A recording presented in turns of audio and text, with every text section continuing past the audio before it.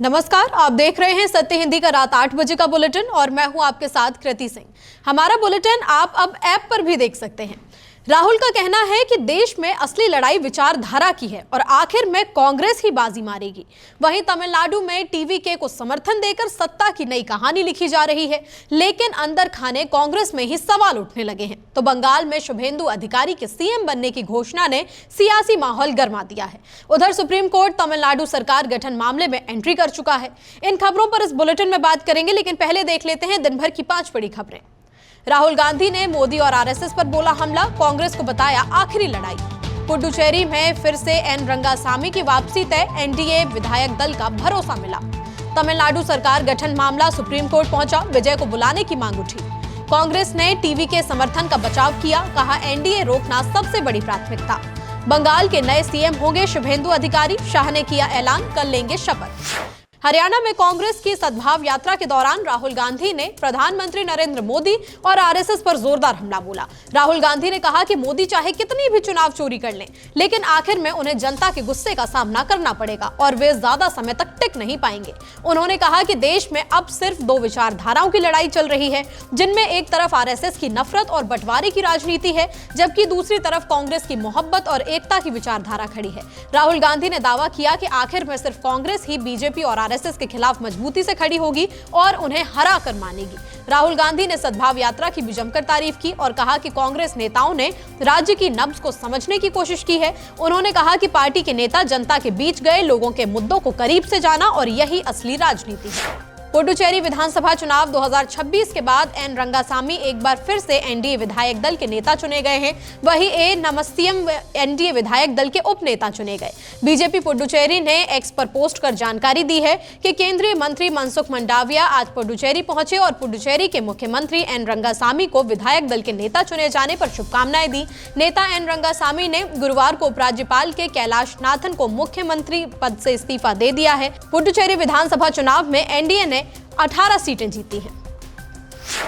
तमिलनाडु में सरकार गठन को लेकर अब मामला सुप्रीम कोर्ट पहुंच गया है। एक याचिका दाखिल कर अदालत से मांग की गई है कि तमिलनाडु के राज्यपाल को निर्देश दिया जाए कि वो टीवी के नेता विजय को सरकार बनाने के लिए आमंत्रित करें। याचिका में कहा गया है कि 2026 विधानसभा चुनाव में टीवी के सबसे बड़ी पार्टी बनकर उभरी है, इसलिए संवैधानिक परंपरा के मुताबिक सरकार बनाने का पहला मौका उसी को मिलना चाहिए। अब सुप्रीम कोर्ट में दाखिल इस याचिका ने राज्य की राजनीति को और गर्मा दिया है और सबकी नजरें राज्यपाल और अदालत के अगले कदम पर टिक गई हैं। कांग्रेस के वरिष्ठ नेता मणिशंकर अय्यर ने तमिलनाडु में टीवीके के साथ पार्टी के नए गठबंधन के फैसले को बेहद भयानक करार दिया और इसे साफ तौर पर सस्ती राजनीतिक चालबाजी बताया। उन्होंने कहा कि ये वही पार्टी है जिसने कुछ ही समय पहले हुए चुनाव में कांग्रेस के खिलाफ लड़ाई लड़ी थी और 23 विधानसभा क्षेत्रों में कांग्रेस को हराया भी था, जबकि केवल 5 सीटों पर जीत मिली थी। ऐसे में अब अचानक उसी टीवीके के साथ हाथ मिला लेना समझ से परे है। अय्यर ने तंज कसते हुए कहा कि अगर इस फैसले से तमिलनाडु की राजनीति में किसी तरह से बीजेपी जैसे सांप्रदायिक दल की बैकडोर एंट्री हो गई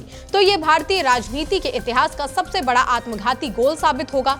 उन्होंने ये भी कहा कि कांग्रेस के संस्थापक और पुराने नेता कभी भी ऐसी सुविधावादी राजनीति को स्वीकार नहीं कर सकते और ये फैसला पार्टी की विचारधारा पर बड़ा सवाल खड़ा करता है। तमिलनाडु में सरकार गठन को लेकर जारी सियासी हलचल के बीच कांग्रेस नेता मणिकम टैगोर ने टीवीके को समर्थन देने के फैसले का बचाव किया है। उन्होंने कांग्रेस पर सवाल उठाने वालों को निशाने पर लेते हुए कहा कि टीवीके शुरू से ही बीजेपी विरोधी रही है और कांग्रेस उसी सोच के साथ खड़ी हुई है। टैगोर ने कहा कि कांग्रेस ने जनता के जनादेश का सम्मान करने, राज्य में स्थिर सरकार बनाने और एनडीए को सत्ता से दूर रखने के लिए टीवीके का समर्थन किया है।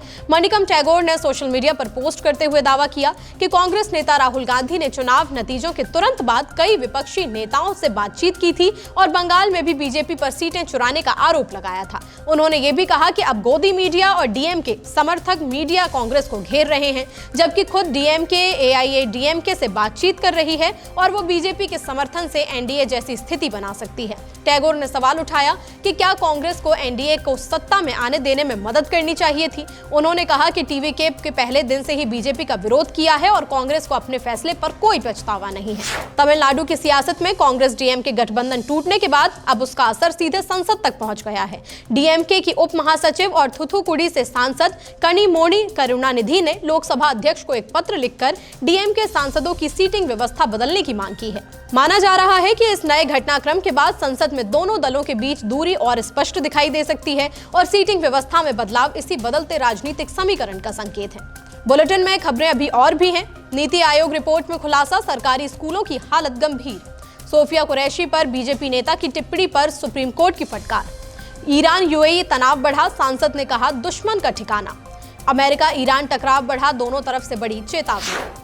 नीति आयोग की एक नई रिपोर्ट ने भारत के सरकारी स्कूलों की जमीनी हकीकत को सामने ला दिया है। रिपोर्ट के मुताबिक देश में हजारों स्कूल ऐसे हैं जहां ना तो पीने का पानी है, ना शौचालय, ना बिजली और कई जगह तो शिक्षक तक नहीं है। कुछ स्कूल तो ऐसे भी पाए गए हैं जहां छात्र ही नहीं है। रिपोर्ट में यह भी बताया गया है कि 98,000 से ज्यादा स्कूलों में लड़कियों के लिए कार्यशील शौचालय नहीं है और 61,000 से ज्यादा स्कूलों में तो कोई भी उपयोगी टॉयलेट नहीं है। बिजली की स्थिति में सुधार तो हुआ है, लेकिन अभी भी करीब 1,19,000 स्कूल ऐसे हैं जहां बिजली या तो है ही नहीं या फिर ठीक से काम नहीं करती। इसके अलावा हजारों स्कूलों में पानी और हाथ धोने की सुविधा भी नहीं है। रिपोर्ट में यह भी कहा गया है कि भारत अपने जीडीपी का सिर्फ 4.5% शिक्षा पर खर्च करता है, जो कई विकसित देशों की तुलना में काफी कम है। कुल मिलाकर यह रिपोर्ट साफ संकेत देती है कि देश की शिक्षा व्यवस्था को भारी सुधार की जरूरत है। ऑपरेशन सिंदूर को 1 साल पूरे होने के बीच कर्नल सोफिया कुरैशी पर मध्य प्रदेश के बीजेपी मंत्री विजय शाह की विवादित टिप्पणी को लेकर सुप्रीम कोर्ट में सुनवाई हुई, जहां सीजेआई सूर्यकांत ने कड़े शब्दों में कहा कि यह बयान सिर्फ दुर्भाग्यपूर्ण नहीं बल्कि बेहद दुर्भाग्यपूर्ण था। सुनवाई के दौरान सॉलिसिटर जनरल तुषार मेहता ने अदालत में कहा कि संभव है मंत्री का इरादा किसी तरह का गलत बयान देने का नहीं था, बल्कि वो महिला अधिकारी की तारीफ करना चाहते थे, लेकिन बात ठीक से कह नहीं पाए। हालांकि उन्होंने ये भी साफ किया कि वो मंत्री के बयान का बचाव नहीं कर रहे।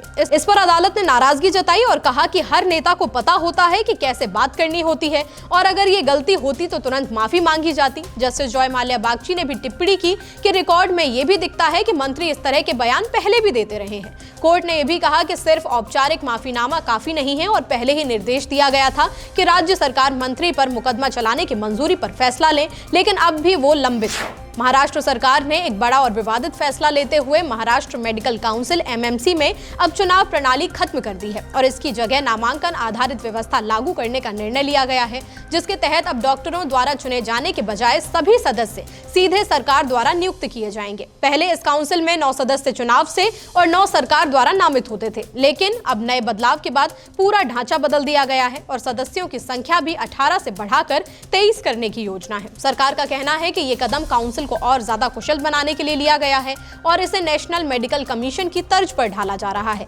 हालांकि इस फैसले के बाद डॉक्टरों और मेडिकल संगठनों ने भारी नाराजगी जताई है, खासकर इसलिए क्योंकि ये बदलाव हाल ही में हुए हैं, एमएमसी चुनाव के तुरंत बाद हुआ है, जिसमें बीजेपी समर्थित पैनल को करारी हार का सामना करना पड़ा था और आईएमए से जुड़े पैनल ने बड़ी जीत भी हासिल की थी। आलोचकों का आरोप है कि सरकार अब एक स्वतंत्र मेडिकल संस्था पर राजनीतिक नियंत्रण बढ़ाने की कोशिश कर रही है।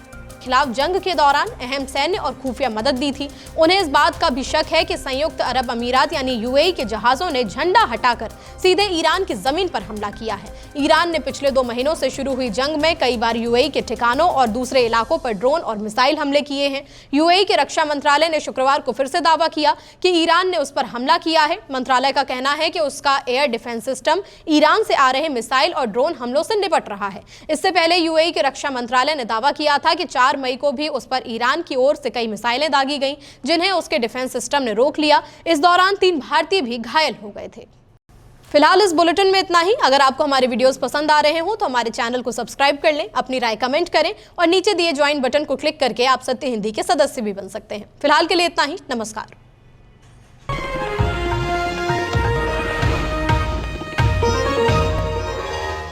Copyright disclaimer under Section 107 of the Copyright Act 1976. Allowance is made for fair use for purposes such as criticism, comment, news reporting, scholarship, and research. Fair use is a use permitted by copyright statute that might